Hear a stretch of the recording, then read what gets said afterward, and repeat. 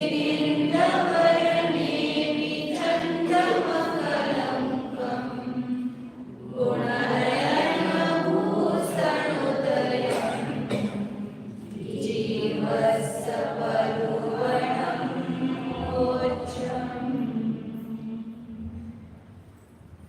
बोलो सिद्धांत चक्रवर्ती आचार्य नेमिचंद्र देव की जय। जय बोलो परम पूज्य चारित्र चक्रवर्ती समाज सम्राट आचार्य शांती सागर जी महाराज की जय। बोलो प्राप्त स्मरणीय गुरुदेव समंत भद्रमुनि महाराज की जय। बोलो परम पूज्य आचार्य प्रवर एक शाळ सुंदर सागर जी महाराज की जय। बोलो परम पूज्य मम दीक्षा गुरु वात्सल्य सिंधु आचार्य सुयश सागर जी महाराज की जय।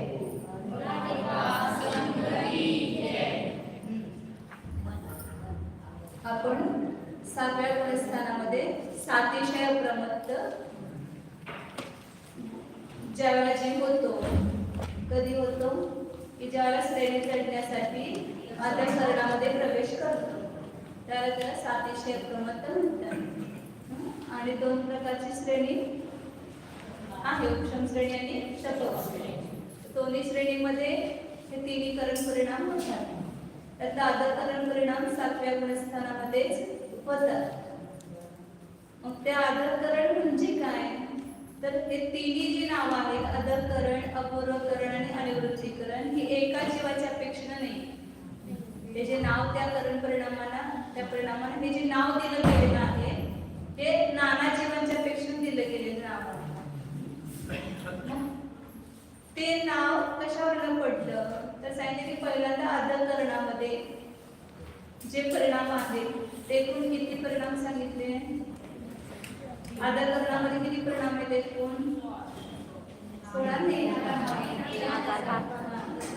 ते मानलेलं ते काल्पनिक म्हणायचं असंख्यात लोक परिणाम असं सुद्धा सांगायचं। ते परिणाम आहेत असंख्यात, त्या असंख्यात असंख्यात परिणाम आहेत किती जीवांच्या अपेक्षेनं जे जे आदरकरणामध्ये जे अंतर्मुक्ताचा आदरकरणाचा काळ आहे त्या काळामध्ये जे जे जीव असतील त्या जीवांना होणारे परिणाम। मग भूतकाळ अनंत काळ गेला भूतकाळ त्या अनंत काळामध्ये जे जे जीव आदरकरणामध्ये येतील त्यांना त्यापैकीच कोणता पण एक परिणाम होणार म्हणजे विशुद्धी परिणाम। आता जे करतात त्यांना पण त्यापैकीच होणार। पुढे भविष्य काळामध्ये सुद्धा जे आदरकरणामध्ये येतील त्यांना तेवढी जी परिणामांची संख्या सांगितलेली आहे त्यापैकीच कोणताही एक परिणाम होतो। एका समयामध्ये एक परिणाम एका जीवाला होणार। परंतु एवढे जे ग्रुप आहे विशुद्धी परिणामाचा ग्रुप आहे आदरकरणाचा म्हणजे तर त्यापैकी कोणता तरी एक परिणाम एका जीवाला एक समयात होतो। मग ज्याची परिणामाची अजून जास्त विशुद्धी वाढलेली नाही कमी विशुद्धी आहे त्याला कमी ह्याचा होणार। ज्याला जास्त विशुद्धी आहे त्याला जास्त विशुद्ध परिणाम होणार। तर तसे म्हणून एकेका समयामध्ये त्या विशुद्धीचे प्रकार सुद्धा असंख्यात होतात। सगळ्या समयातले म्हणून पण किती आहेत असंख्यात आणि एका समयात पण किती आहेत असंख्यात। आणि प्रत्येक समयामध्ये असंख्यात लोक आहेत परंतु त्याच्यामध्ये काय अंतर आहे चयानं वाढलेले परिणाम। पहिल्या समयात जेवढे परिणाम आहे संख्या परिणामाची संख्या त्याच्यापेक्षा दुसऱ्या समयामध्ये वाढले एक चयानं वाढले। चयचा अर्थ काय सांगितलं होता काल सगळे रिव्हिजन झालेले त्यामुळे मी सगळे विचारत नाही तुम्हाला सगळ्यांना पाठ झालं असेल बऱ्याच कित्येक वेळा सांगतात त्यामुळे सगळ्यांना पाठ झालं असेल। समान संख्येने जी वाढ होते त्याला चय म्हणतात। आणि प्रत्येक समयातले जे समान परिणाम त्याला काय म्हटलं आदिधन आणि जे वाढलेले परिणाम त्याला काय म्हटलं चय। आणि त्या सगळ्या चयांची बेरीज केली सगळ्यांच्या वाढलेल्या परिणामांची बेरीज केली त्याला काय म्हटलं चैन। आणि जे पहिल्या समयात जेवढे तेवढे सगळ्या समयातले परिणाम घेतले तर त्याला आदिधन म्हणतात आणि ते चैतन हे दोन्ही आपण काढलं होतं। चैतन कसं काढलं तर त्याचं सूत्र सांगितलं होतं। ते सूत्र जे आहेत ना ती परत त्याला पाठ होतील तुम्हाला परंतु एकदा आपण थोडी लक्षात ठेवायची सूत्र। एकतर ते संस्कृत मध्ये आम्हाला पाठ असल्यामुळे कधी विसरत नाही जे ते काय लक्षात राहते। वेक पदम जय अभ्यासतम असं ते जे सूत्र सांगितले ना ते तिथं लिहिलेलं पुस्तकामध्ये पण आहे। तर आता काय झालं, आपण काय केलं, प्रत्येक समयामधले परिणाम, मग पहिल्या समयातले परिणाम काढण्यासाठी काय केली प्रोसिजर, तर सर्व धनाला पदाच्या वर्गानं आणि संख्याकानं भागून क्षय काढले, म्हणजे कितीची वाढ झाली हे निघतं त्या सूत्रानं. मग त्या चयाचं पूर्ण चय चयाचं धन काढलं, मग ते सर्व धनातून काय केलं आपण, वजा केलं, आणि मग आदिधनाला काय केलं, पदाने म्हणजे त्या समयांच्या संख्येनं भागलं, काय निघालं, भूक म्हणजे काय, पहिल्या समयातले परिणाम, एकूण परिणाम निघाले. मग ते एक एक छेदातनं वाढवला की पुढच्या सगळ्या समयातले परिणाम निघतात, एक छेद वाढवत गेलो की आपण पहिल्यामध्ये एक छेद वाढवला की दुसऱ्यामध्ये एक छेद वाढवला की तिसऱ्या, अशा आदरकरणाच्या प्रत्येक समयातल्या परिणामांची संख्या निघाली. आणि शेवटचा परिणाम काढत असताना कसं काढायचं, शेवटच्या समयातला परिणाम अंतर्गण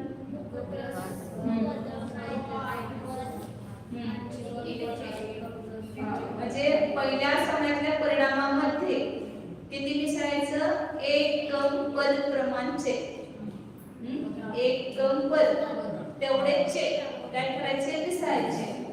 जे पदाचे जेवढे परिणाम असतात त्यामध्ये काय करायचं, कमी करायचं, एक पद आणि त्याला चेने गुणायचं आणि तेवढे त्याच्यामध्ये मिसळायचे की शेवटच्या समयातल्या परिणामाची संख्या येते. हे सगळे काढले आपण. आता पुढं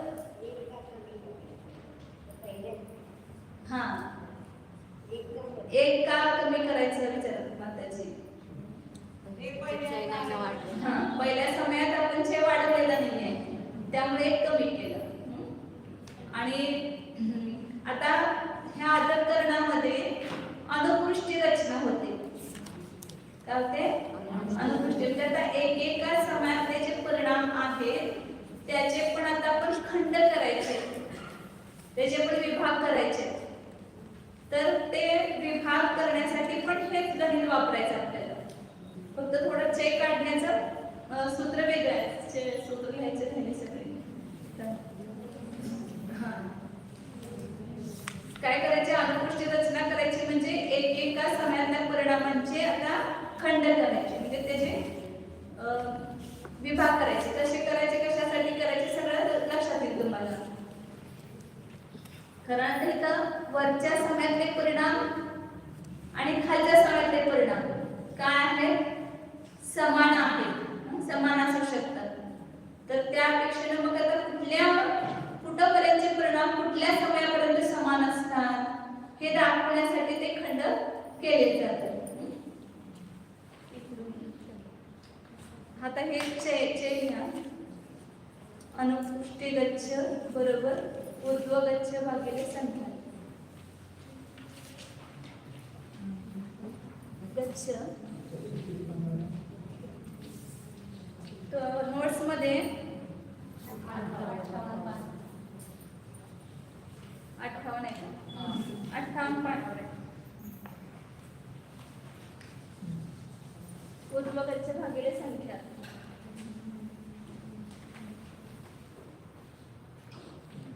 खालून आहे 58 पाठावर.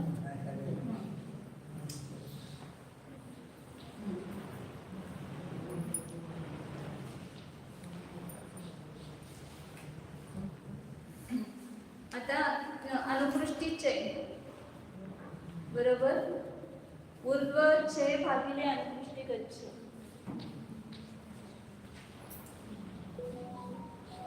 बरोबर ऊर्ध्वचे मी सांगत करते. ऊर्ध्वचे भागिले अनुकृष्टी गच्छ.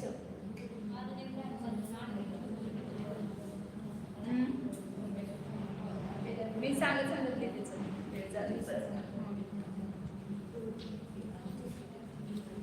काय म्हटलं माताजी.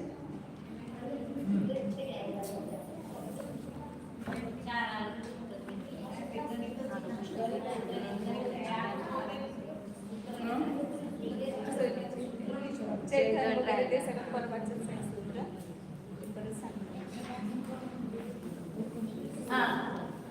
आता आपण जे 162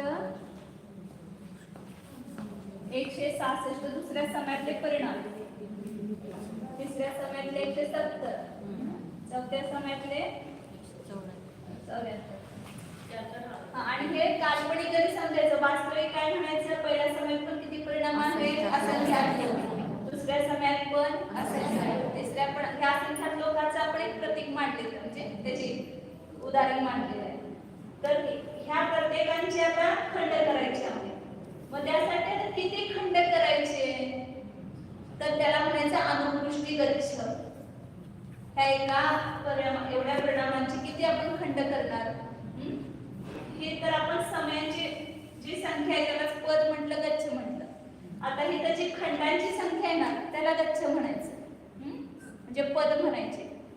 तर किती आहे अनुकृष्टी गच्छ, किती खंड करणार आपण ह्याच्यामध्ये, तर त्याला सांगितलं की जो ऊर्ध्व गच्छ, म्हणजे हा ऊर्ध्व जी पदांची संख्या आहे, ऊर्ध्व गच्छ म्हटले की कालप्रमाण हे समय घ्यायचे आणि हे एका समयामधले परिणामांचे खंड, त्याला म्हणायचं अनुकृष्टी.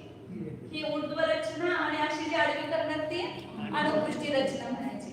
मग या अनुकृष्टी गच्छाचं म्हणजे पदाचं म्हणा प्रमाण किती आहे, तर ते काढण्यासाठी सांगितलं की जेवढं ऊर्ध्व गच्छाचं प्रमाण आहे त्याच्या संख्यातावा भाग, त्याचा संख्यातावा भाग अनुकृष्टी गच्छाचं प्रमाण आहे. म्हणून तिथे दिलं अनुकृष्टी गच्छ बरोबर ऊर्ध्व गच्छ भागिले संख्या. गच्छ म्हणजे कळते ना, गच्छ म्हणजे काय सांगितलं होतं, पद म्हणा, गच्छ म्हणा, आयाम म्हणा, काळ म्हणा, आठा म्हणा, सगळ्याचा अर्थ एकच होतो. म्हणजे अदकरणाची जी समयांची संख्या आहे तो ऊर्ध्व गच्छ आहे. आणि आता तिथं जी एका समयामध्ये जेवढे खंड करणार तो अनुकृष्टी गच्छ. तर ते किती आहे, तर जेवढं ऊर्ध्व गच्छाचं अंतर्भूत प्रमाण, ऊर्ध्व गच्छ किती आपला अंतर्भूत, इथं मानलेलं किती आपण 16, त्याला 16 मानलेलं आहे. सगळं खोटं गणित आहे, फक्त आपल्याला समजण्यासाठी मानलेलं आहे. तर त्याला काय करायचं, ऊर्ध्व गच्छाला संख्याताने भागायचं. तर संख्याताचं प्रमाण तिथं 4 दिलं. हे पण मानलेलं, सगळं मानलेलंच आहे ना गणित. वास्तविक गणितामध्ये संख्याताची संख्या ती मोठी असणार, ही संख्याता पण छोटं गणितासाठी मांडलेलं आहे.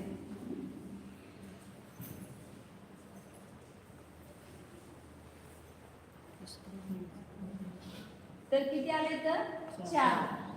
तर अनुकृष्टी गच्छाचं प्रमाण इथं मानलेलं किती झालं, 4. त्याचे आपण 4 खंड करणार. आता त्याच्यामध्ये जसे आपण 3072 ची 16 मध्ये वाटणी केली, तशात 166 ची 4 मध्ये वाटणी करणार.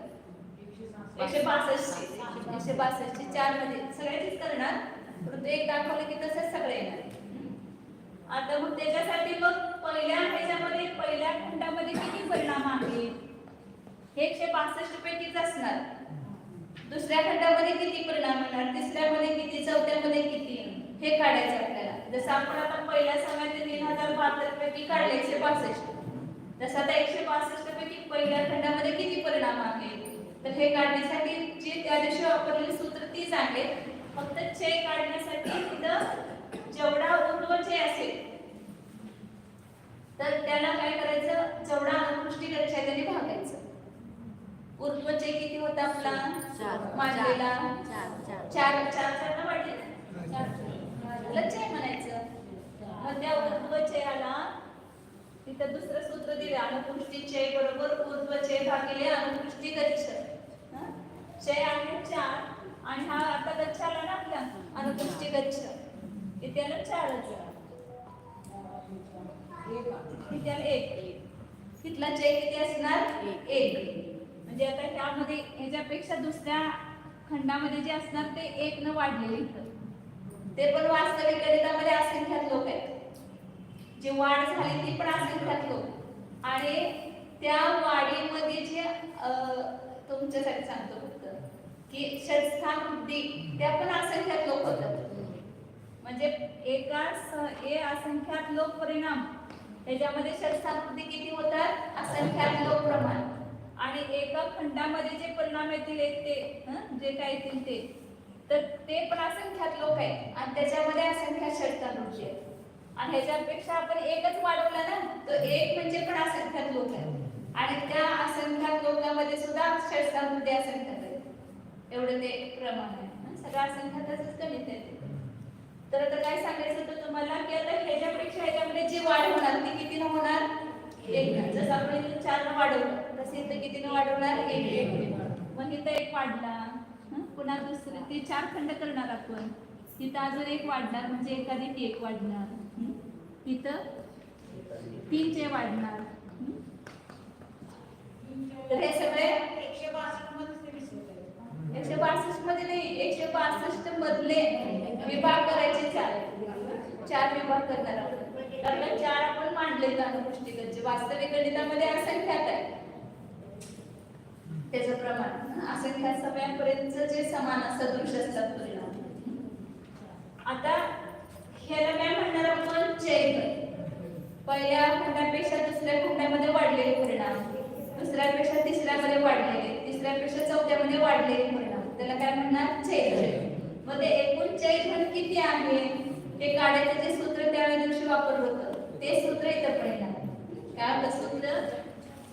पद वजा 1 भागिले 2 गुणिले क्षय गुणिले कक्ष बरोबर चैतन्य.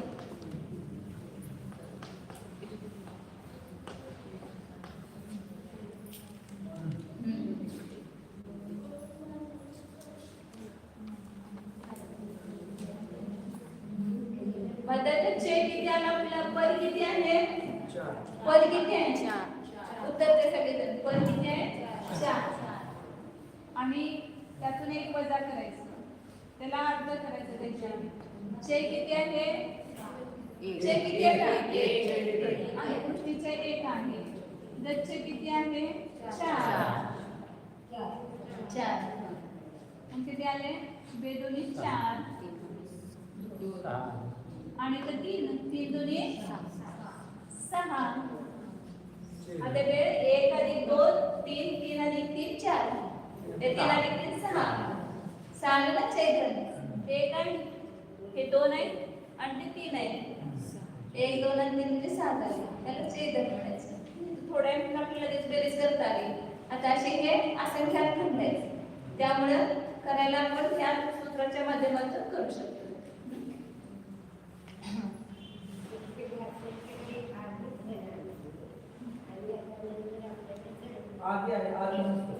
प्रथम समयातले परिणाम कोणते? 165 ला काय म्हणायचं? प्रथम समयातील परिणाम. आणि त्यातला आता पहिला खंड असं म्हणायचं. प्रथम समयातला परिणामांचा पहिला खंड तो किती आहे हे काढायचं आपल्याला. मग चैतन्य काढला आपण एकूण 6 आलं. आणि हे सर्व धन आहे, हे जी वाटणी करायची आहे. इकडे तुम्ही लक्ष द्या, तुम्हाला सगळं आहे त्या नोट्स मध्ये, फक्त लक्ष द्या. 162 हे सर्वधन आहे का? सर्वधन काय आहे? 162. याची वाटणी करायची आपल्याला, वाटून द्यायचं. मग 162 सर्वधन आहे. मग सर्वधनातून चैतन्य वजा केल्यानंतर काय येतं? आदिधन येतं. मग ते आदिधन काढायचं. सर्वधन वजा आदिधन बरोबर आहे. बरोबर मग आदिधन किती येणार इथं? 162 वजा 6 किती आले? 156. हे आदिधन आलं. आता हे आदिधन आल्यानंतर आदिधनाला काय करायचं? पहिला हेतन काढण्यासाठी पदाने भागायचं. आदिधनाला पदाने भागलं. आदिधन भागिले पद बराबर पहिला खंड येणार, प्रथम खंड. 156 भागिले 4 4 तिक 12 4 नवे 36 किती आलं? 39. पहिल्या खंडातले परिणाम किती आहे? 39. 162 पैकीच 39 वेगळे नाही. त्यातलेच 39 आपण पहिल्या खंडाला दिले. मग दुसऱ्या खंडामध्ये किती असणार? 4. तर 1 वाढवायचं, 1 च्या आहे त्यामुळे 40. दुसऱ्या खंडामध्ये, तिसऱ्या खंडामध्ये 41, चौथ्या खंडामध्ये 42 आपलं हे छोटं गणित आहे त्यामुळे सोपं आहे काढायचं लगेच. तर त्या 162 ची वाटणी झाली ती 39 40 41 42. तर 162 पैकी पहिले जे 39 आहेत 1 पासून ते 39 पर्यंतचे परिणाम हे पहिल्या खंडामध्ये आहेत आणि 40 एकूण परिणाम झाले, परंतु ते कोणते घ्यायचे 40 पासून ते पुढचे 162 आहेत ना. आता आपण 162 प्रकारची ही तर विशुद्धी आहे. पहिल्या समयातले परिणामांची विशुद्धी किती प्रकार आहेत 162. तर त्यातला पहिला त्या दिवशी दाखवलं होतं ना, पहिल्या परिणामाची विशुद्धी कमी सगळ्यात, त्याच्यापेक्षा दुसऱ्याची जास्त, त्याच्यापेक्षा तिसऱ्याची जास्त, अनंत भागादी असं शेवटपर्यंत जायचं 162 पर्यंत ठेवायचं. मग ते पुढचे विशुद्धी परिणाम आहेत. मग त्यातले पहिले 1 ते पासून ते 39 पर्यंतचे जे परिणाम आहेत त्यांचा हा ग्रुप केला पहिला, त्याला पहिला खंड म्हटलं. आणि त्याच्या पुढे 40 पासून पुढे 40 मोजायचे. 40 पासून 40 किती होणार 79. नाही तर 40 आणि 40 80 म्हणते सगळे. 40 सावा पण धरायचा ना. 40 ते 79 हे विशुद्ध परिणाम इथं आले, दुसऱ्या ग्रुपमध्ये आले. त्याच्या पुढचे आता 80 पासून पुढे 41 पर्यंत जायचं. किती येणार 80 पासून 41 किती येणार 120 येणार. 80 ते 120 परिणाम 41 एकूण 41 आहे, परंतु ते 41 कोणते घ्यायचे 80 पासून ते 120 पर्यंतचे हे 41 परिणाम घ्यायचे. आणि मग त्याच्या पुढचे आता 42 आहे, मग 121 पासून ते 162 संपले. लास्ट परिणाम झाला पहिल्या समयातला.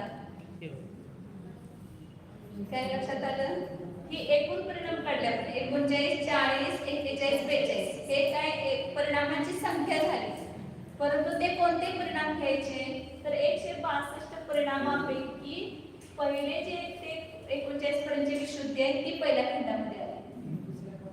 दुसऱ्या पुढचे जात असणार तिथं दुसऱ्या खंडातले परिणाम जे जास्त विशुद्ध असणार 40 ते 79 पर्यंतचे जास्त विशुद्धीवाले परिणाम येतात. त्याच्यापेक्षा पुढचे विशुद्धीवाले 80 ते 120, त्याच्यापेक्षा पुढच्या विशुद्धीचे 121 ते 162 अशी त्याची वाटणी केली आपण. आता ह्या पुढे तर लक्षात येईल तुम्हाला. आता प्रत्येक समयातल्या खंडांचे परिणामांचे एवढेच खंड करायचे, कारण सगळे तर अनुपृष्ठकाचे समान असतो. मग दुसऱ्या समयातले जे परिणाम आहेत त्याचे पण असे 4 खंड करायचे. मग तिथं पण हे सगळं गणित येणार, तर आता आपल्याला सगळं काय करायची गरज नाहीये, कारण का आपल्याला हे जर प्रोसिजर समजली ना. आता इथं 166 ठेवायची फक्त, चेक काढायची गरज नाही, चेक तोच आहे तोच असणार. गच्चे पण तोच आहे, फक्त आता सर्व धन बदललं. तिथे 165 होते, इथे किती आहे सर्व धन 166.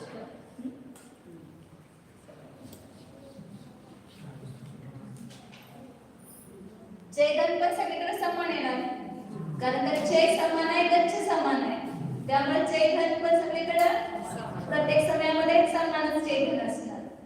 फक्त सर्वधन वेगळं आहे म्हणून 166 वजा 6 किती येणार 160. आणि 160 ला कशाने भागायचं पदाने भागायचं.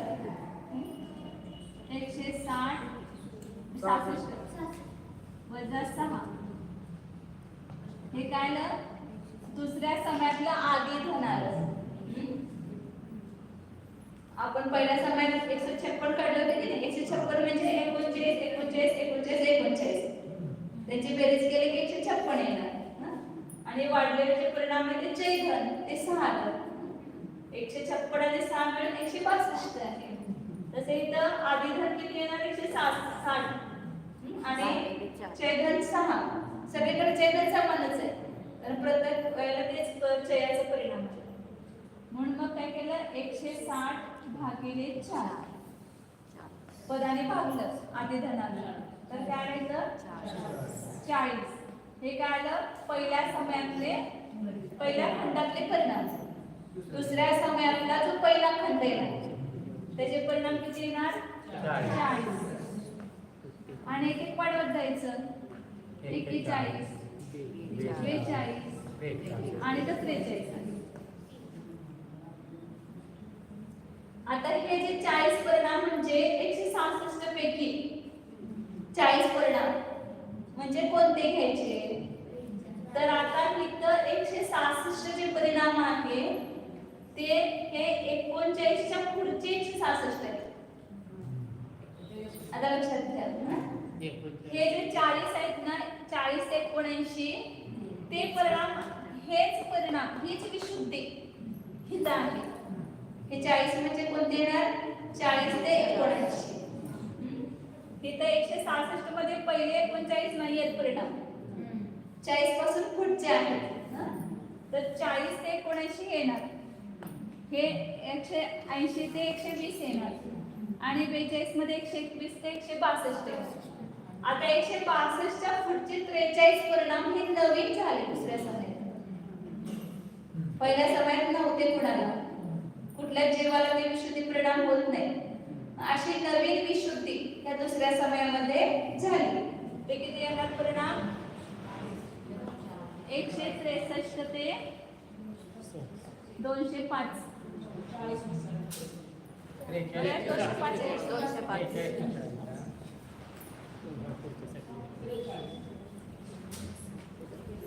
43 परिणाम मिसळायचे 162 मध्ये 162 मध्ये 43 नवीन झाले ना ते 205 येणार. तर इथं जी पहिल्या समयामध्ये जी विशुद्धी आहे आता हा दुसऱ्या समयातला जीव आहे ते दुसऱ्या समयातल्या विशुद्धीचे परिणाम आहे 166 आणि तर हा पहिल्या समयातला जीव आहे ह्याला हा 40वा परिणाम कुठं झाला दुसऱ्या समयात झाला आणि ह्या जीवाला कुठं झाला होता पहिल्या समयात. इथं 79वा परिणाम ह्याला पहिल्या समयात झाला होता ह्या जीवाला कुठं झाला दुसऱ्या समयात. हे तसंच लावायचं 80 ते 120 इथं पहिल्या समयात झालेलं इथं दुसऱ्या समयामध्ये एका जीवाला झालं. कुणाला पहिल्या समयात झाला होता 121 ते 162 पैकी कोणताही परिणाम इथं दुसऱ्या एका जीवाला दुसऱ्या समयात झाल्यावर गेला. आणि ते जे परिणाम आहेत ते कुणाला झाले नव्हते ते नवीन परिणाम 163 ते 205. आता असेच तिसऱ्या समयात करायचे.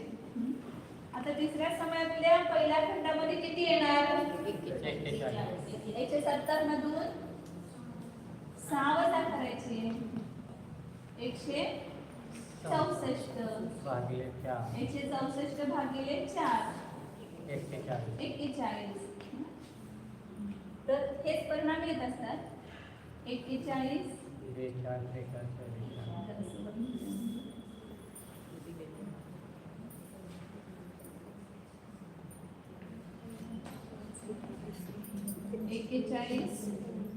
42 43 आणि 44. एक एक न वाढवायचे ना पहिल्या खंडातले 41 आणि दुसऱ्यामध्ये 42 43 44 हे परिणाम काय झाले तर हे 41 म्हणजे कोणते आहेत 80 ते 120 आहेत. हे ते 79 पर्यंतचे परिणाम तिसऱ्या समयात होत नाही म्हणजे त्याच्यापेक्षा 80 पासून ते सुरुवात झाली 170 म्हणजे 80 ते 120 परिणाम इथं होतील 121 ते 152 हे परिणाम इथं होतील आणि 163 ते 205 दुसऱ्या समयात झाले होते तेच परिणाम इथं तिसऱ्या खंडामध्ये आले. आणि हे 44 परिणाम इथं काय झाले नवीन पहिल्या समयात दुसऱ्या समयात कुणाला झाले नव्हते असे नवीन परिणाम इथं झाले 206 ते 249.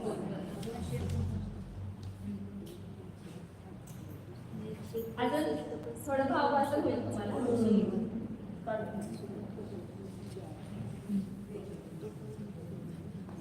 चौथ्या समयातले परिणाम एकूण किती आले होते 174. त्यातले पहिल्या खंडाचे किती येणार कारण का ते 4 न वाढ आहे ना, त्यामुळे एक वाढणार आहे सगळ्यामध्ये. आणि 4 वाढले म्हटल्यावर तिथं वाढ झाली. हे खालच्या पेक्षा एक वाढ होणार फक्त. म्हणजे काय होणार? 42 43 44 आणि 45. आता हे 42 म्हणजे कोणते परिणाम आहेत? 121 ते 162 पर्यंतचे परिणाम. हे म्हणजे 121 ते 162. नंतर हे 163 ते 205 येणार. नंतर हे 206 ते 249 तिसऱ्या सणातले झाले परिणाम. आणि हे परिणाम नवीन प्रत्येक शेवटच्या खंडातले परिणाम जे आहेत ते त्या समयामध्ये नवीन अपूर्ण परिणाम. तर हे 250 ते 294 म्हणजे इथं जे 165 आणि इथं 166 आहे, हे सगळे 166 नवीन परिणाम नाहीत. त्यामध्ये 40 ते 162 पर्यंतचे परिणाम पुनरुक्त म्हणजे पहिल्यात होते तेच आहेत. आणि 43 तेवढे नवीन आहेत. तसे ते 170 म्हणजे सगळे नवीन नाहीये. पहिल्या 2 समयामध्ये झालेले परिणाम जे आहेत ते 80 पासून ते 205 पर्यंत हे पूर्वीच्या समयातलेच आहेत. आणि 206 ते 249 तेवढे नवीन आहे. असं प्रत्येक समयामध्ये आदर करण्याच्या शेवटच्या समयापर्यंत. आता 16 समयाचं नकाशा आहे तुमच्या ह्याच्यात असेल, नोट्स मध्ये पण आहे. 60 पानावर. नोट्स पानामध्ये 60 पानावर आहे. अपूर्ण काढलेला आहे नकाशा. असं ते शेवटच्या समयापर्यंत येणार. मग हे ह्याच्यावरून काय लक्षात आलं आपल्याला की आता बघा, हा इथं 42 कुठं आहे? इथं 40 पासून हे 40 आणि 40 संख्या समानच आहे. परिणामांची संख्या पण समान आहे. आणि 40 ते 79 हे परिणामांचे प्रकार, विशुद्धीचे परिणाम, विशुद्धीचे प्रकार ते पण समानच आहे. म्हणजे संख्या पण समान आहे आणि विशुद्धी पण समान आहे. वेगळी विशुद्धीच नाही, त्याच्यामध्ये 30 दोन्ही सारखी विशुद्धी. तसेच इथे 41 आणि 41 दोघांची संख्या पण समान आहे. आणि 80 ते 120 हे पण 80 ते 120 आहे. हे दोघांची विशुद्धी काय आहे? समान आहे. नंतर इथं 42 आहे आणि इथं पण 42 आहे. संख्या पण समान आहे आणि विशुद्धी पण समान आहे. परंतु समय दोघांचे कसे आहेत? एक दुसऱ्या समयातलं जीवन, एक पहिल्या समयातलं. हा, तर वरच्या समयवर्ती जीवांचे परिणाम खालच्या समयवर्ती जीवांशी समान असतात अशी व्याख्या केली ना अंतःकरणाची. ते ह्याच्यावर आपल्याला सिद्ध होते.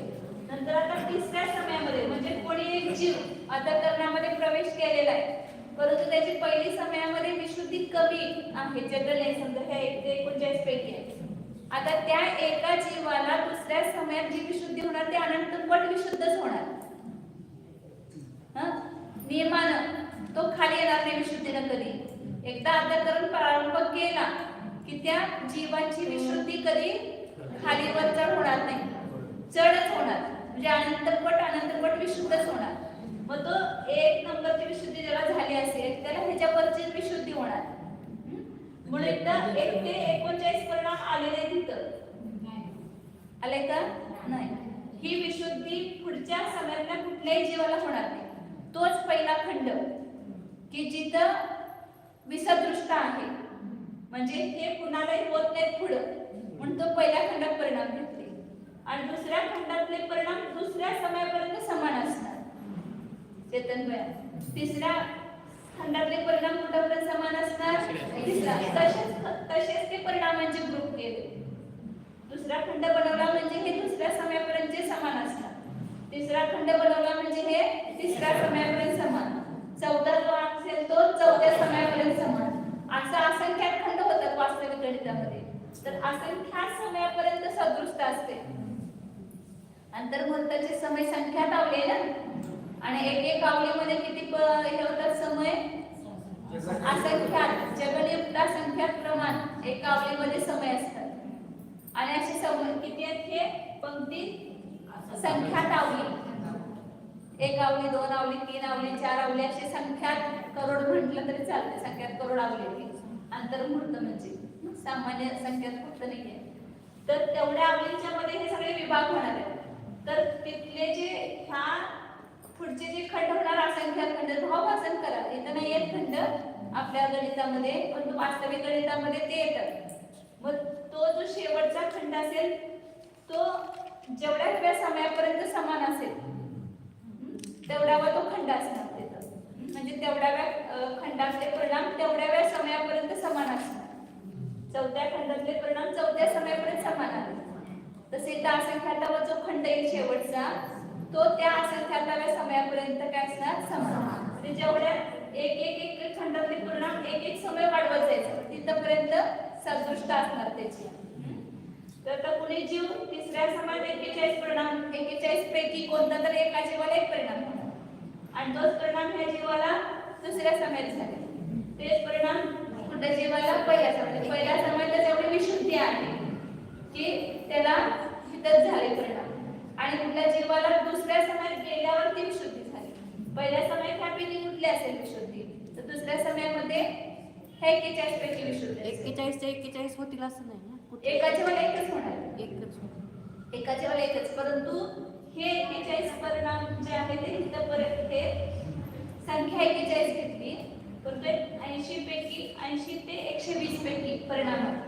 मग कुठल्या जीवाला 80 वर झाला आणि इथं एका जीवाला 80 वर झाला, एका जीवाला इथं 80 वा परिणाम झाला तर सगळ्यांची सदृष्टता आली. तिसऱ्या समयातल्या जीवाचे परिणाम, दुसऱ्या समयातल्या जीवाचे परिणाम आणि पहिल्या समयातल्या जीवाचे परिणाम तिघांची समान विशुद्धी झाली तिथं. तसंच इथं कुठला पण बदला की 100वा परिणाम एका जीवाला इथे 100वा पहिल्या समयात झाला, एका जीवाला दुसऱ्या समयात झाला आणि एका जीवाला तिसऱ्या समयात झाला. तर तिघांची परिणामांची काय झाली सदृष्टता. वरच्या समयात जाऊन सुद्धा अजून तेवढी विशुद्धी त्याची वाढली नाही, म्हणजे पहिल्या समयात एवढी विशुद्धी वाढली म्हणून पहिल्या समयातच त्या जीवाला 100वा परिणाम झाला. बरोबर उदाहरण सांगितलं ना मला, एक 5वीला मुलगा आहे आणि एक 6वीला, एक 7वीला, एक 8वीला आहे. त्या सगळ्यांची लेवल समान असू शकते की नाही. 9वीतला मुलगा आहे समजा, त्याची बुद्धी आणि 5वीत मध्ये आलेल्या मुलाची बुद्धी दोघांची काय असू शकते समान. 5वीतच त्याची एवढी बुद्धीची प्रगल्भता झाली आणि 9वीत गेल्यानंतर ती बुद्धी तिथे तेवढी वाढलेली तर दोघांची समानता आहे ना. तसं इथं हे परिणामांची सदृष्टता लावायची की म्हणजे ते विशुद्धीचे प्रकार आहे असं हे शेवटच्या समयापर्यंत आधाकरणामध्ये जाईल. मग ह्या शेवटच्या खंडातले परिणाम जितक्या समयापर्यंत समान येतील त्याचं एक नाव आहे निर्वर्गणाकांड. काय म्हणतात त्याला निर्वर्गणाकांड.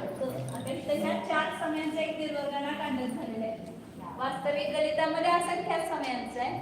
पहिल्या समयात जेवढा अनुकृष्टी गच्छ असेल ना तेवढं निर्वर्गणाकांडकाचं प्रमाण असतं. अनुकृष्टी गच्छाचं जेवढं प्रमाण तेवढ्या समयांचं एक निर्वर्गणाकांडक होणार. म्हणजे जिथपर्यंत परिणामांची सदृष्टता असते त्याला काय म्हणायचं निर्वर्गणाकांडक. ते तिथं भेद झाला तर पुढे काय झाला भेद झाला. आता इथं पुढे येणार नाही 43. आता पहिल्या समयातल्या परिणामाची सदृष्टता आहे का इथं नाही. आता आपण पुढे जे 178 परिणाम आहेत त्याचे पण 4 खंड करणार. 43 44 45 46. आता इथं पहिल्या समयाची सदृष्टता संपली, वर्गणांची सदृष्टता आणि ते ती ज्यातून निघून गेली त्याला म्हणायचं निर्वर्गणाकांड. तर तिथून हा दुसरा निर्वर्गणाकांड सुरू होणार. पुन्हा 4 समयाचा एक निर्वर्गणाकांड. त्याचं नाव आहे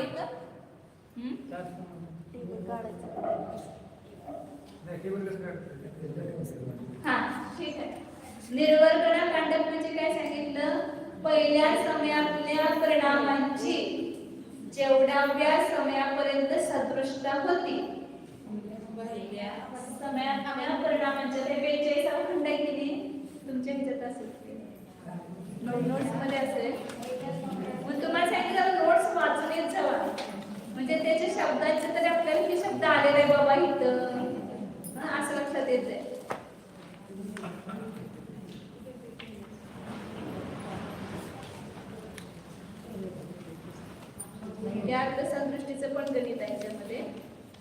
सोडून पुढानुपृष्ठीगत पुढे आला असेल ते अजून, कारण हे सगळे हे जे अर्थसंकल्पीचे गणित आहेत ना. नाही असं होणार नाही.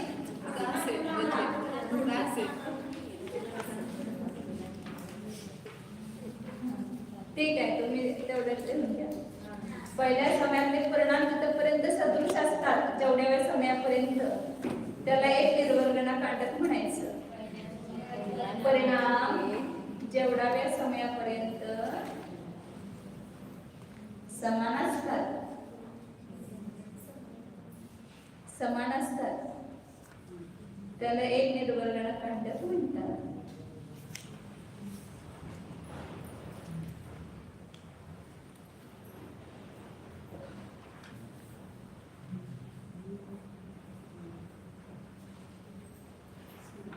ऐंशी पानावर आहे.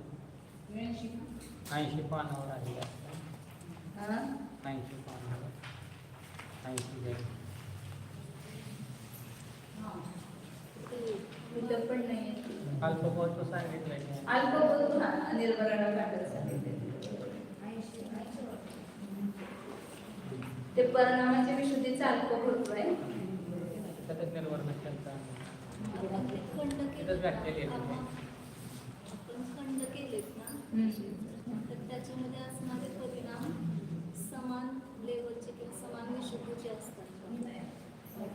समान नाही, हे पुढचे हे परिणामांचे जेवढे 162 लिहिले हे वेगवेगळेच परिणाम. पण खंड केलेले तेच की एका खंडामध्ये एवढे ग्रुप घेतला, त्याचा प्रयोजन सांगितलं की आता पहिला खंड आहे तर तो पुढंच असणार नाही. पहिल्या खंडाचे परिणाम असणार ना ते पुढच्या समयात असणार नाही. मग दुसऱ्या खंडात असेल ते परिणाम पुढच्या समयापर्यंत समान सदृश असतील. पण ते जे 40 आहेत 40 एकूण झाले पुंज आहे परिणाम, परिणामाचं पुंज तेवढे तेवढे परिणाम समान विशुद्धीचे असतात. नाही ते सांगितलं की 40 ते 79 परिणाम आहेत, म्हणजे वेगळीच विशुद्धी झाली ना. एकूण 40 झाले परिणाम, परंतु 40 परिणाम जे आहेत ते कोणते आहेत? एक मी ते सांगितले 1 पासून ते 162 पर्यंत मांडतात परिणाम. आता ते सगळे वेगळेच परिणाम आहेत. 40वा 41 समान असेल का? 40वा 41वा 42वा 43वा हा परिणाम वेगळा ठेवल्यामुळे तो वेगळाच आहे. त्याची विशुद्धी वेगळीच आहे. त्याची समान नाही, ह्याची आणि ह्याची समानता असं सांगितलं. हे जे 40 आहेत तेच हे आहेत दुसऱ्या जीवाच्या अपेक्षा दुसऱ्या समयामध्ये. दुसऱ्या जीवाच्या अपेक्षा म्हणजे दुसऱ्या समयामध्ये होणार आहे. दुसऱ्या जीवाच्या दुसऱ्या समयामध्ये जे परिणाम आहेत ते पहिल्या समयातले 40 ते 79 आहेत तेच परिणाम तिथे ठेवायचे. एका जीवाला पण होऊ शकतात. एका जीवाला इथे 40 आहे तिथे 40 होणार नाही, 40वा होणार नाही. आता ते दोन लक्षात घ्या. एका जीवाला अंतःकरणाच्या पहिल्या समयापासून दुसऱ्या समयामध्ये अनंतपट विशुद्धीच होणार. असंख्यात पट पण नाही, संख्यात पट पण नाही, अनंतपट विशुद्धीवालाच परिणाम येणार.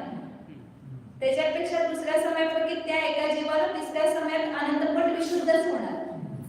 तिसऱ्या समयापेक्षा चौथ्या समयात असं शेवटच्या समयापर्यंत त्या एका जीवाला, कुठल्या पण एका जीवाला जो अंतःकरणामध्ये आलेला आहे त्याला अनंतपट विशुद्धच परिणाम होणार. परंतु नाना जीवाच्या पेक्षा 10 जीव आहेत. आता 10 जीव एकाच वेळा अंतःकरणामध्ये आहेत. त्या सगळ्या जीवांचे परिणाम समान असणार की असमान असणार? दोन्ही पण असू शकते. आता मला 40वा झाला, तुम्हाला पण 40वा झाला, तुम्हाला 50वा झाला, तुम्हाला 100वा झाला, तुम्हाला 162वा झाला, असं होऊ शकते. किंवा मला पण 40 ह्याला पण 40, असं 4 जीवांना 40वा झाला, असं पण होऊ शकते. म्हणजे एका समयावरती जे जीव आहे, अजून ते मी पुढे सांगणार होते तुम्हाला, एका समयावरती जे जीव आहेत त्यांचे परिणाम समान पण विशुद्धी असू शकते, वेगळे पण विशुद्धी असू शकते अंतःकरणामध्ये. हा पहिला नियम काय सांगितलं? एका समयामध्ये असणाऱ्या जीवांच्या परिणामांची विशुद्धी समान पण असू शकेल आणि वेगवेगळे पण असू शकते. आता वेगळ्या समयातले जीवांचे परिणाम दुसऱ्या आणि पहिल्याची तुलना करायची किंवा तिसऱ्या आणि दुसऱ्या आणि पहिल्याची तुलना करायची. त्यांचे परिणाम समान असतील की वेगळे असतील? आता समयात धाजीवर, दुसऱ्या समयात धाजीवर, तिसऱ्या समयात धाजीवर असं समजूया आपण. मग त्या दुसऱ्या समयातल्या धाजीवांचे आणि पहिल्या समयातल्या धाजीवांचे परिणाम समान असतील की विसदृश असतील? दोन्ही पण असू शकतील. एका जीवाला ही तर दुसऱ्या समयात हा 40वा झाला आणि पहिल्या समयातल्या जीवाला पण 40वा झाला असं समान गुण असू शकते. किंवा त्या जीवाला 40वा झाला ह्या जीवाला 50वा झाला, ह्याच्यापेक्षा विशुद्धवाला परिणाम पण असू शकतो किंवा कमी विशुद्धवाला पण असू शकतो. म्हणजे समान पण असू शकतील किंवा असमान. इथं समान असतात म्हणून याचं नाव अधःकरण आहे. वरच्या समयवर्ती जीवांचे परिणाम खालच्या समयवर्ती जीवांशी समान असतात हे विशेषतः नाही. तर वर गेलेला जीव खालच्याशी कसं काय समान असतो, तर हे अधःकरणामध्ये अशी विशुद्धी कमी जास्त सगळ्या जीवांची असते. त्यामुळं वरती समयावरती जीवन त्याची उष्ण विशुद्धी झाली तेवढी आणि ह्याची पहिल्या समयातच एवढी विशुद्धी झाली. आता सगळं 9वीत गेल्यावर त्याला तेवढी बुद्धी प्रगट झाली आणि 5वीतच तेवढी बुद्धी आहे का, तर दोघांची बुद्धी समान म्हणजे 9वी आणि 5वी. तसेच तर पुढे जीव 4थ्या समयात गेल्यानंतर त्याला 121 नंबरचा परिणाम झाला. कोणी 4थ्या समयात गेला आणि कोणी आता पहिल्या समयातच आहे आणि त्याला पहिल्या समयातच एवढं विशुद्धी झाली, 121वा परिणाम झाला. तुमचं ते क्रिकेट असते की नाही, पहिल्यालाच कोणी एकदम त्याकडे बॉलिंग चक्का मारायचं काय म्हणतो तर मला सगळी भाषा येत नाही. विशुद्धी आणि आनंद कोणी कितीतरी हे झाल्यानंतर मग तेवढं हे मारतं.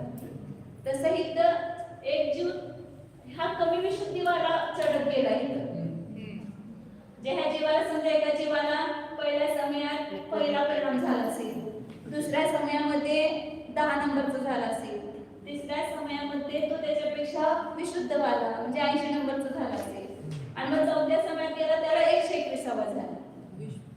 परिणामाची त्याची कमी लेवलला चाललाय तो. आणि एक जीवन जास्त विशुद्ध, आता जसं उदाहरणार्थ इथलं नाही घ्यायचं, प्रथमोपचार समेत प्राप्त करत असतानाच घेऊया की कोणी अधःकरणाचा टाइम पूर्ण एका अंतर्मुहूर्तच पूर्ण घ्यायचा, सगळ्याचा तेवढाच घ्यायचा का कमी होण्यास पण होतं? सगळ्यांचा अंतर्मुहूर्त जगन्नोत्कृष्ट घेत नाही. कुठं असं वर्णन आलं नाही जगन्नोत्कृष्ट. सगळ्याकडे आदर करण्याचा काय समानच घेत. पहिल्या समयातच सगळं पूर्ण केलं असं होऊ शकतं. एक जीवच एका समयात एकच परिणाम होणार हो. पूर्ण कसं करेल? सगळं पूर्ण अधिकरण ते ह्याच्यात मग सगळेच परिणाम सगळ्या ह्याच्यात शुद्धी घेतली. नाही एका वेळेला एका जीवाला एकच परिणाम होणार ना, विशुद्धी अनेक कशी होती. एक जीव आहे त्याची लेवल जे असणार ते एकच असणार. हो बरोबर आहे. अनेक प्रकारचे कसे असेल. मग अधःकरणाचा टाइम आपण इकडे घेतला ना, हा उभा टाइम घेतला आणि हा परिणाम घेतला. हे परिणामांची संख्या एकूण एवढ्या परिणामापैकी एका जीवाला एक होणार. 162 पैकी आता इथं उदाहरण 162 असंख्यात लोक, त्या असंख्यात लोक परिणामापैकी एवढे होण्याची योग्यता आहे. कुठल्या पण जीवाला एवढ्या विशुद्धीचे कॅटेगरी मधला कुठला पण परिणाम होऊ शकतो. मग त्याची जशी लेवल असेल त्याला अनुसरून तो परिणाम होणार. जास्त विशुद्ध वाला आहे तर 121वा 162वा होईल. त्याच्यापेक्षा कमी विशुद्धी वाला आहे तर 80 120 पैकी कोणता पण बदला होईल. असे कुठले पण होऊ शकतात त्या जीवाच्या योग्यतेनुसार. म्हणजे त्या समयात सगळे करत नाही, म्हणजे अंतर्मुहूर्त एकच करणार, एक जीव एकच परिणाम करणार पण एकच परिणाम होणार आणि दुसऱ्या समयामध्ये तो जीव एकच करणार. हे नाना जीवांच्या पेक्षा परिणामांची संख्या म्हणून पहिल्यापासून मी सगळे शब्द सांगतो. ते आता कसं तुम्ही पुन्हा पुन्हा ऐकल्यानंतर तुमचं पक्क होईल की कर्नाटकाची भाषाच असते ना, असे 2-4 वेळा ऐकल्यानंतर ते आपल्या तोंडात बसते किंवा लक्षात येते. पहिल्याच वेळा सगळं लक्षात येत नाही, थोडं लक्षात येतं, पुन्हा एकदा ऐकले की पुन्हा लक्षात येते, पुन्हा ऐकले की पुन्हा लक्षात येते. अंतर्मुहूर्त टाइम साधारण किती धरायचं? संख्या दावली संख्या दावली म्हणजे साधारण आपल्या ह्याच्यात किती? सेकंदामध्येच म्हणा, सेकंदामध्येच. सेकंदामध्ये सगळं एक सेकंद असं म्हटलं नाही मी, 1 मिनिटाच्या पुढे पण नाहीये का, किती सेकंद ते सांगू शकत नाही. अधःकरण करतोय ते 7व्या गुणाचा सण होणारा जीव 1 सेकंदातच म्हणजे 8व्या सेकंदात हे जाणार 8व्या गुणाचा. हा 7व्या गुणामध्ये 1 सेकंद अधःकरण होते ना, 1 सेकंद असेल 2-4 सेकंद असेल. पण समजा की सेकंदामध्येच, म्हणजे तो पण कमी सेकंदच, असे फार सेकंद पण नाही. हा. कारण का वरच्या गुणस्थानाचं जर महत्व सांगतात ना, तर 11व्या गुणस्थानाचा काळ सांगितला शूद्र भोगग्रहणाच्या दुप्पट, जसं अयोग्य म्हणजे वेळेचा उच्छ्वासाचा 9वा भाग म्हणा किंवा असं उच्छ्वास प्रमाण म्हणा. एक उच्छ्वास, मग एका सेकंदामध्ये उच्छ्वास किती होतात? किती आपण काढलं? हा, सेकंदामध्ये 88 एका मिनिटामध्ये झाले. सेकंदामध्ये पाऊण सेकंदामध्ये पाऊण सेकंदामध्ये एक उच्छ्वास घ्या. असं म्हणजे त्या उच्छ्वासानं मोजले 11, मग त्याच्यापेक्षा संख्यात्पट काळ असं संख्यात्पट सांगतात ना खालचं. 9व्यापेक्षा 8वाचा संख्यात्पट आणि 8व्यापेक्षा अवतरणाचा संख्यात्पट आहे. जसं अयोग्य म्हणून वेळेचा एक 5, 10, 20 उच्छ्वास किंवा 50 म्हणजे असं एवढं कमीच आहे. अयोग्य वेळेचे सिद्ध होते तसं तो तेवढा काळ घेतला. हा? अयोग्य वेळेपासून सिद्ध होते तो काळ घेतला ते 5 उच्चारण काल मात्र सांगितले तिथं. म्हणजे त्यापेक्षा हा जास्त. हा, याच्यापेक्षा थोडं जास्त असणार अवतरणाचं. ऐ उर एवढंच त्याचा काळ.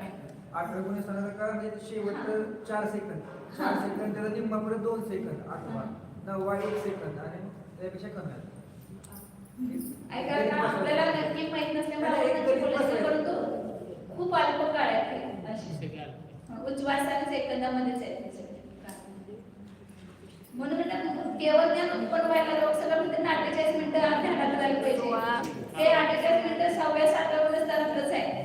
पुढच्या श्रेणीचं तर तेवढा काळच नाहीये, 1 मिनिट पण लागत नाही केवळ ज्ञान उत्पन्न व्हायला. श्रेणीमध्ये आरूढ झाला की त्याला 1 मिनिट सुद्धा लागत नाही केवळ ज्ञान उत्पन्न व्हायला. मोक्षात जायला पण लागतंय. 8वं 9वं 10वं 10वं गुणस्थान 12वं केलं नाही तर 13व्यामध्ये गेलं आणि सगळं सेकंदामध्ये आहे. म्हणजे 16 समयामध्ये प्रत्येकाच्यातले एक परिणाम हा, होणार. एका जीवाला जेवढे आदर करण्याचे समय तेवढेच परिणाम होणार. प्रत्येक समयात प्रत्येक समामध्ये एक तर आदर करण्याचे जेवढे समय तेवढे एका जीवाला होणार. हे नाना जीवाच्या प्रश्न विचार चालला, म्हणजे अनेक जीवांच्या प्रश्न विचार चालला. तिन्ही काळामध्ये जे आदर करण्यात येतील त्या सगळ्या जीवांचे परिणाम मिळून 162 सांगितले. भूतकाळाचे आले, आता येतील आणि पुढे येतील. अनंत जीव झाले, परंतु त्या अनंत जीवाला ह्या संख्यातापैकीच परिणाम होणार. परत दुसऱ्या समयाला दुसऱ्या समाजाला ह्या 166 कोणते घेतले तर आपण 40 पासून ते 205 पर्यंत. त्यातला एक परिणाम. 166 म्हणजे 1 पासून नाहीये, 40 पासून तो 205 म्हणजे हा 40वा ह्यातला पहिला झाला 166 पैकी, 205वा शेवटचा झाला. आणि हा जो आहे तो तिसऱ्या समयामध्ये 241 म्हणजे 80 पासून ते 249. त्याच्यापेक्षा जास्त विशुद्धी होणार नाही दुसऱ्या. हा, बरं. आता हे शेवटचे जे दिले ना, आता पहिल्या समयात समजा ज्याला 162वा झाला त्याला त्याच्या खाली तर तो जाणार नाही ना, वर चढच होणार ना. म्हणून त्याच्यासाठी शेवटचा खंड आहे 143 ते 205 तो वर चढतच जाणार ना. आनंद पण विशुद्धी घ्यायची. पुन्हा त्या षटस्थान वृत्तीचे जे परिणाम आहेत तर पुढे अजून तुम्हाला सांगायचं राहिलं अजून हे. 1 मिनिट जरा इकडे लक्ष द्या, वेळ झाली की. आता उद्या काय तर हे खंड असं लिहून ठेवायचं मी तुमच्या हे व्हायच्या अगोदर. मग त्याचं पुन्हा अल्पबोध करायचं सगळं, कुठल्या परिणामाविषयी कुठला अनंतपट विशुद्ध आहे ना तसं सगळं पुन्हा त्याचं सांगायचं आहे.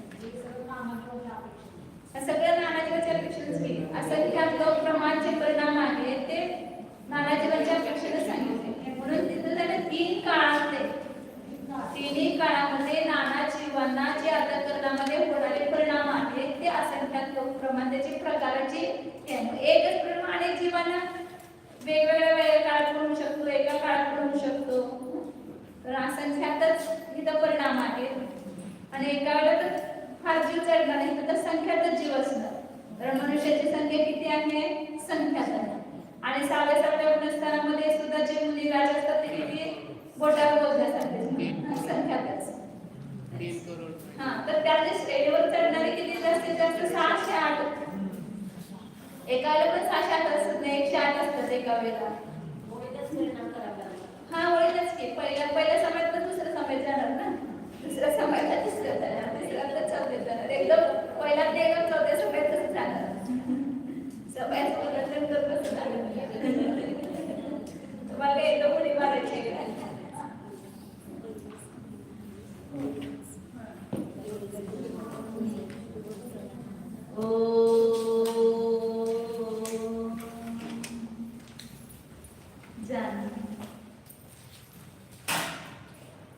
जे आत्म्याला जाणणार.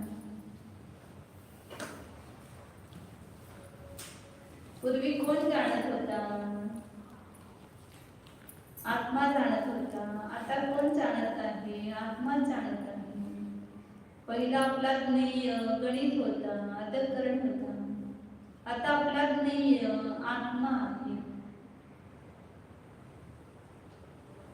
ज्ञेय बदलत जातो, न्याय तोच आहे.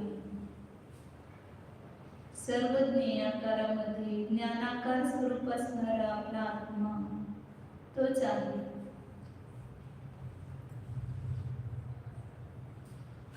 ज्ञेय परिवर्तन झाले तरी आत्मा बदलत नाही.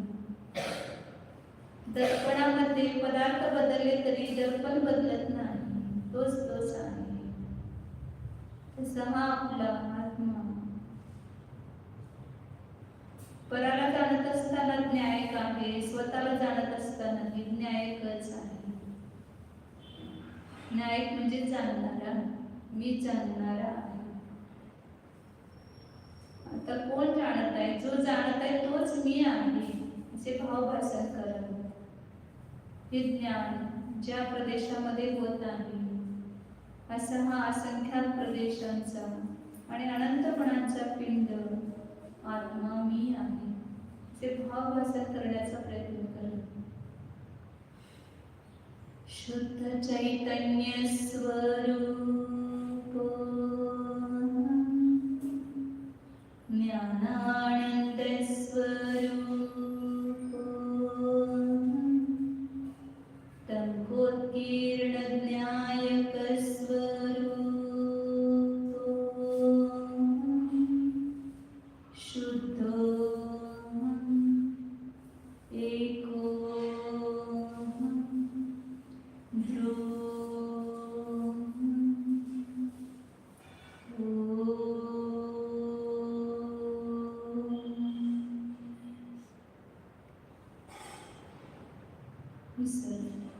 नमो हरिहंताणं, नमो सिद्धाणं, नमो आर्याणं, नमो वज्रायाणं, नमो लोके सवसामूलं, नमो हरिहंताणं,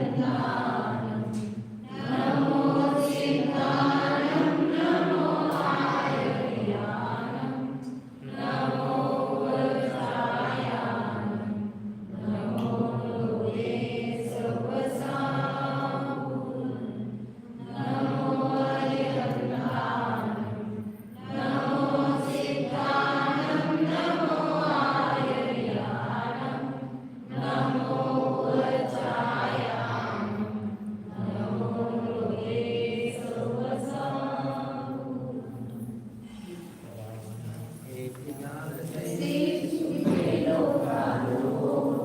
सो आणि मस्त बनव